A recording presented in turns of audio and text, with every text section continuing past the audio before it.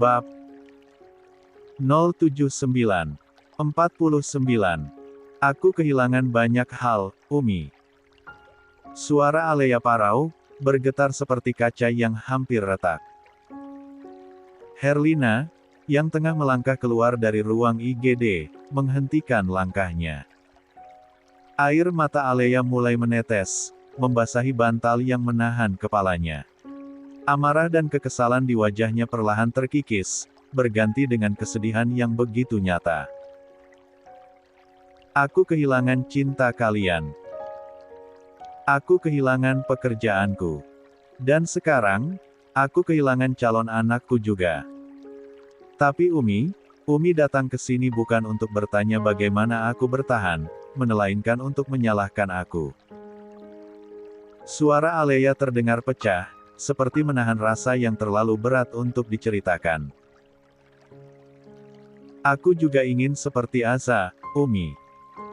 Mata Alea yang tadinya memandang punggung ibunya kini menerawang ke langit-langit, kosong namun syarat harap. Napasnya panjang, seakan mencoba meredam badai di dadanya. Aku ingin Umi mengkhawatirkan aku. Mengusap air mataku saat jatuh. Memelukku, saat aku rapuh. Aku ingin tahu rasanya dicintai seperti itu. Nada bicaranya semakin lirih, tetapi setiap kata yang keluar bagai duri yang menusuk. Bahkan Mas Jenderal pun masih mencintai Asa. Jadi aku ini apa, Umi? Siapa yang benar-benar mencintai aku? Siapa yang pernah memilih aku, tanpa bayangan Asa mengiringi? Isak tangis Alea pecah, tak lagi bisa dikendalikan. Herlina tetap berdiri terpaku, tubuhnya seolah membatu. Wajah yang terbingkai jilbab kuning itu tampak lelah, dan berbalut kesedihan, dihantam kenyataan pahit yang disampaikan putrinya. Bayangkan, Umi, Alea melanjutkan, suaranya kini bergetar antara marah dan putus asa.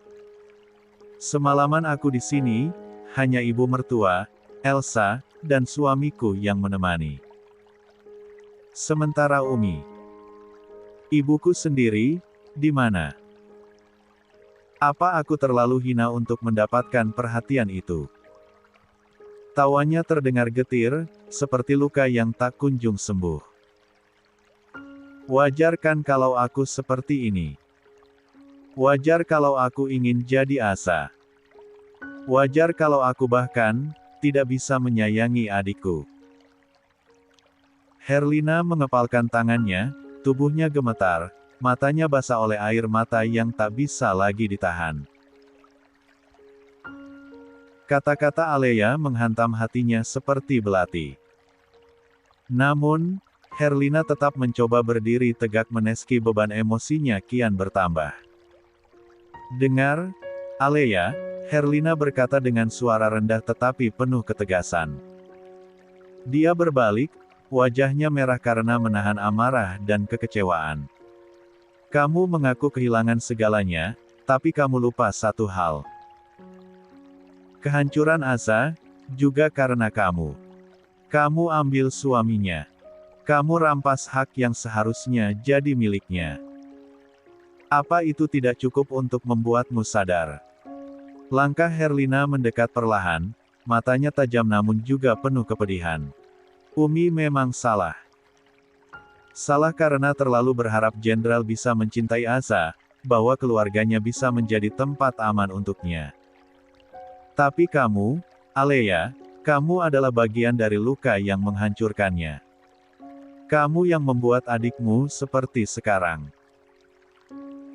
Herlina menarik napas panjang, berusaha menahan emosinya.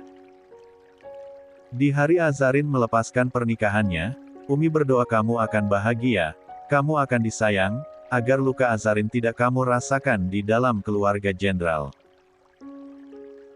Sesaat kemudian, Herlina memalingkan wajahnya, dia merasa bulir bening yang menganak di pelupuk mata sudah berlomba untuk jatuh. Hanya dengan berkedip saja.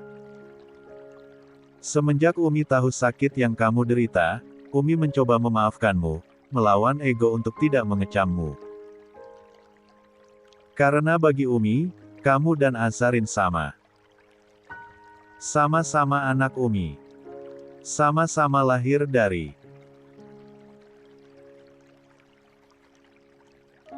50. Rahim Umi. Semarah-marahnya Umi, rasa maaf Umi seluas samudera. Ujar Herlina, lalu menunjuk dadanya.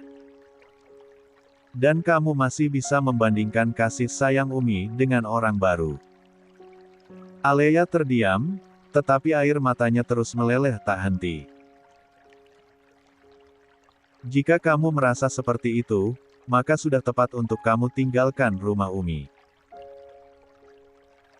Tinggallah sama ibu mertuamu. Umi akan berdoa, cinta ibu mertuamu tidak pernah akan memudar. Setetes air mata Herlina akhirnya mentes, dadanya pun merasakan sesak luar biasa. Banyak hal yang ingin dia katakan, tetapi air matanya semakin tak bisa dibendung lagi. Jalani pilihanmu. Jikapun Jenderal tidak mencintaimu, itu sudah resiko. Sama halnya saat Azarin masih bersama Jenderal. Suaminya tak pernah memandang keberadaan karena ada kamu.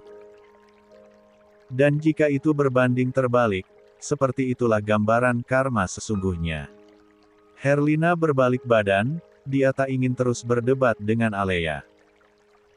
Khawatir jika nanti dia justru gelap mata, dan berakhir salah ucap.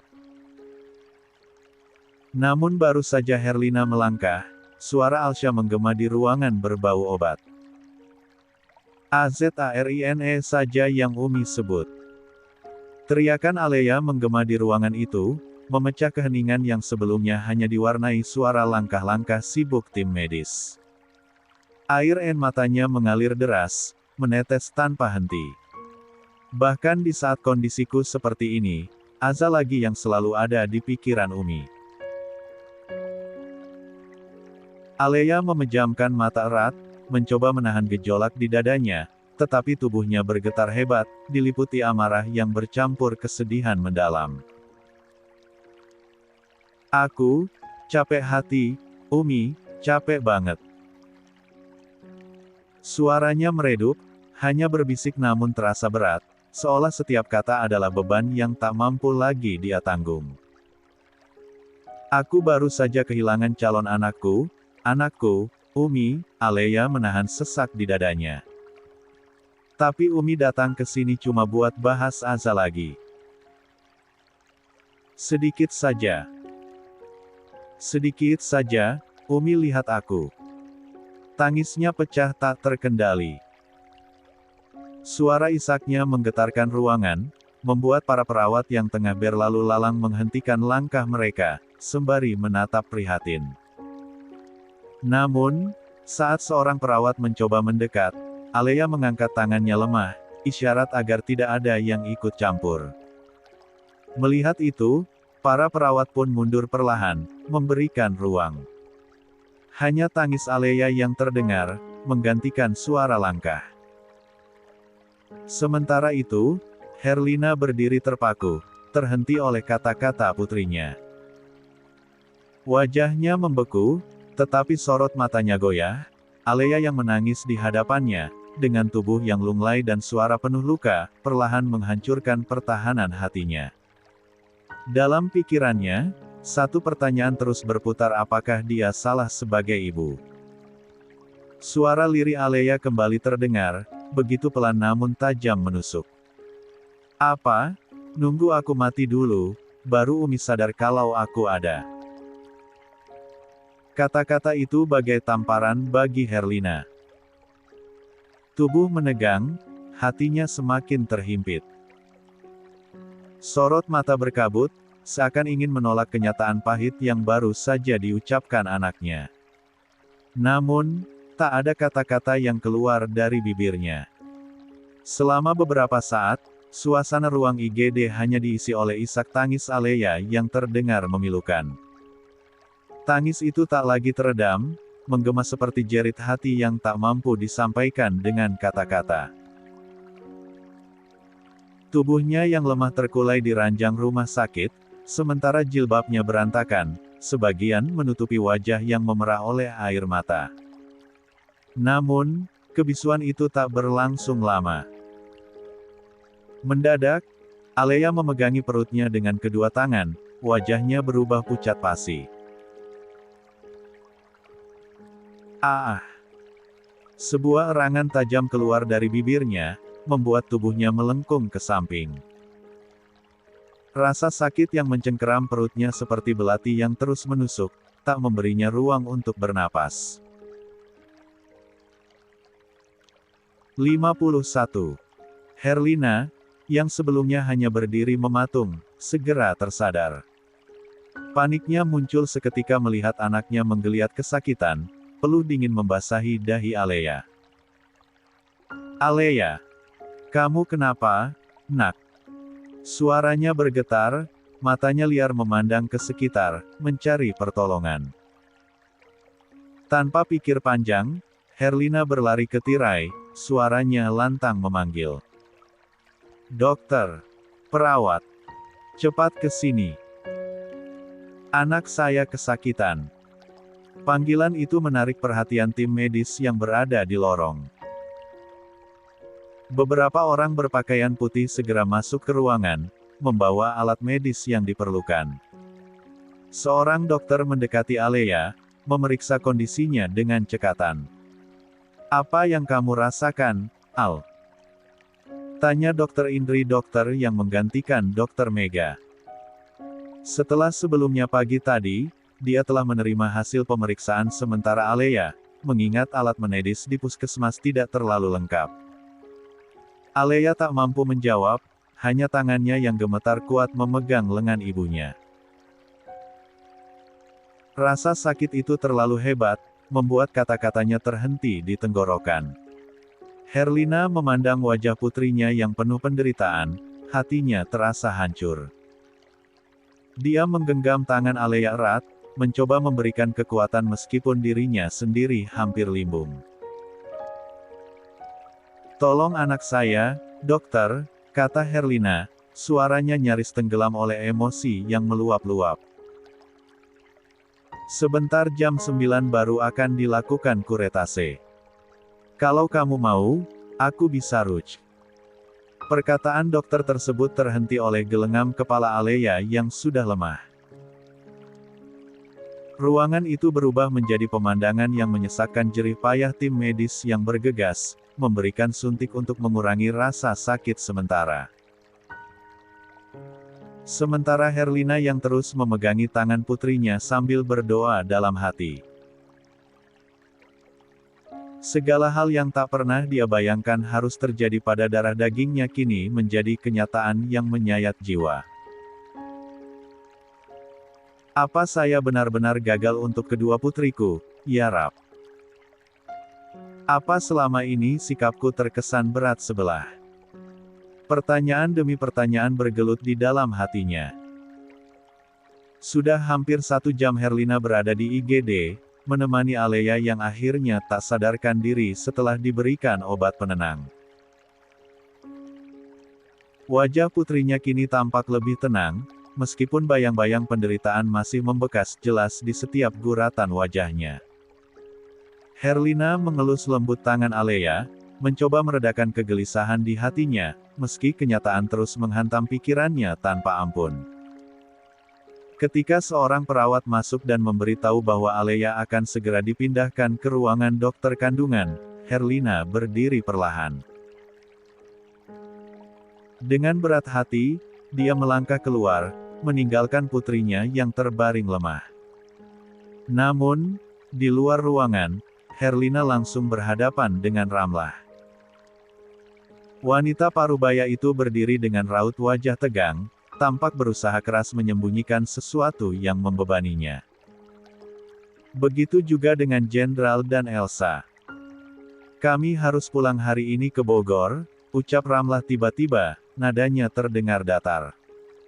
Namun ada sedikit getar yang terselip di balik kalimatnya. Ada urusan yang harus kami selesaikan, tukasnya kemudian. Herlina menatapnya sejenak, mencoba memahami situasi. Meski hatinya ingin bertanya banyak, pikirannya terlalu kacau untuk memprotes. Kondisi Alea yang kritis dan putri bungsunya yang entah di mana rimbanya, telah cukup menyita energinya. Akhirnya, dia hanya mengangguk pelan tanpa kata. Namun, sebelum pergi, Herlina memastikan satu hal. Dia menatap jenderal dengan tatapan yang syarat dengan harapan dan sedikit penegasan. Nak jenderal, segera kembali. Alea membutuhkanmu. 52. Jenderal, yang sejak tadi diam di kursi rodanya, menatap Herlina. Meski tubuhnya terlihat lelah, dia mengangguk pelan. Iya, Umi. Saya akan kembali secepatnya. Setibanya di Bogor, jenderal segera mengganti pakaiannya dengan seragam resmi dengan ditempeli pangkat di pundak, dibantu oleh Ramlah yang tangannya gemetar. Meski tidak ada percakapan, suasana di kamar itu terasa berat. Pandangan mata Ramlah terfokus pada anaknya, yang sejak tadi tampak tenang, tetapi jelas menyimpan beban besar. Setelah selesai, tanpa banyak basa-basi, jenderal keluar dari kamar. Bersama ibunya mendorong kursi roda menuju mobil sewa yang sudah menunggu di depan rumah. Sopir menyapa mereka dengan sopan, tetapi tak ada balasan. Keduanya hanya duduk diam di kursi belakang, tenggelam dalam pikiran masing-masing. Sepanjang perjalanan menuju Jakarta, tak satu kata pun keluar dari mulut mereka. Jenderal memandang lurus ke depan, tetapi tatapannya kosong, seolah pikirannya berada di tempat lain. Sementara Ramlah, sesekali mencuri pandang ke arah anaknya, tetapi tak berani membuka pembicaraan. Kesedihan dan ketegangan tergambar jelas di wajah mereka, meski tak terucap. Di dalam hati, Ramlah terus bertanya-tanya. Bagaimana semua ini bisa terjadi? Anaknya tidak melanggar HAM, tidak juga membunuh, tetapi harus menghadapi konsekuensi yang memalukan pemanggilan oleh polisi militer, bukan sebagai saksi, tetapi untuk sidang pencopotan jabatan.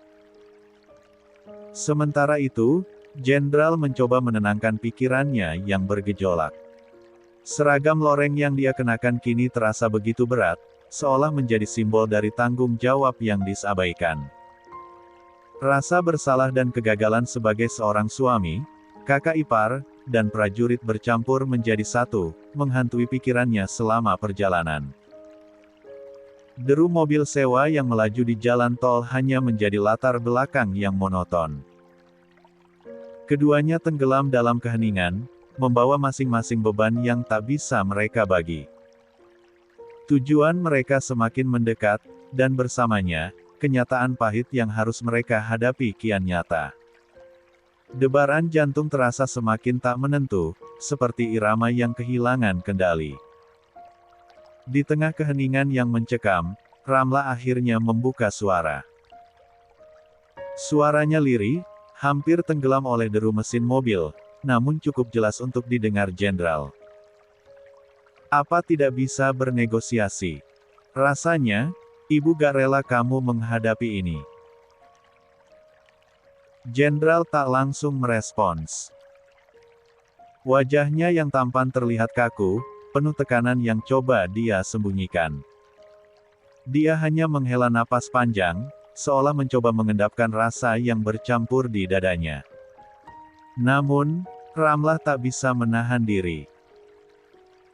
Kesedihan dan ketidakadilan yang ia rasakan memaksa bibirnya untuk terus bergerak. Ibu loh yang perjuangin kamu sampai bisa masuk TNI. Suaranya mulai bergetar. Wallahi, ibu gak ikhlas. Ucapannya terhenti sesaat saat dia menyeka sudut matanya yang mulai basah. Sebagai seorang ibu, Ramlah merasa hatinya seperti diremukkan.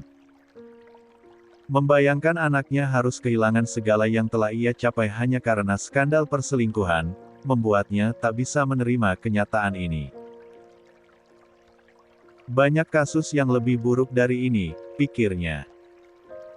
Kenapa harus jenderal yang dihukum seberat ini?